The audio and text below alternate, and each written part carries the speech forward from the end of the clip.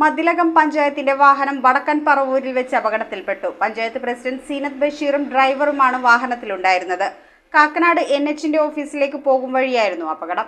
മതിലകം പഞ്ചായത്തിന്റെ വാഹനവും മറ്റൊരു വാഹനവും തമ്മിലാണ് കൂട്ടിയിടിച്ചത്. എറണാകുളത്ത് നിന്നും ഗുരുവായൂരിലേക്ക് പോവുകയായിരുന്ന വാഹനം വളവിൽ വെച്ച് മതിലകം ഗ്രാമപഞ്ചായത്തിന്റെ വാഹനവുമായി കൂട്ടിയിടിക്കുകയായിരുന്നു. പഞ്ചായത്ത് പ്രസിഡന്റ് സീനത്ത് ബഷീറും ഡ്രൈവറുമാണ് അപകട സമയം വാഹനത്തിലുണ്ടായിരുന്നത്.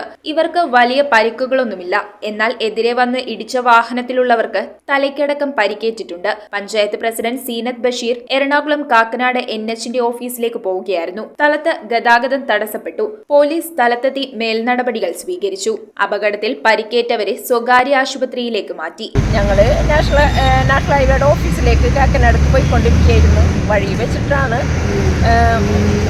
എതിരെ വന്ന വണ്ടി നമ്മളുടെ വണ്ടിയുമ വന്നിടിച്ച് ചെറിയ രീതിയിലൊരു ആക്സിഡന്റ് ഉണ്ടായി. ചെറിയ രീതിയിൽ എന്ന് വെച്ചാൽ വണ്ടിക്ക് കാര്യമായിട്ടുള്ള പരിക്കുകളൊക്കെ പറ്റി.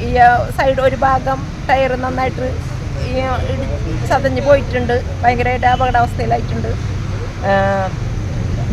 ആയ വ്യക്തി, ഡ്രൈവറായിട്ടുള്ള വ്യക്തി ഉറങ്ങിപ്പോയി എന്നാണ് അദ്ദേഹം പറയുന്നത്. അവർ പുലർച്ചെ യാത്രക്ക് ഒരുങ്ങി എവിടെയോ പോയിട്ട് വരികയാണ്. അപ്പോൾ അതിനിടയിലാണ് ഇത് സംഭവിച്ചിട്ടുള്ളത്.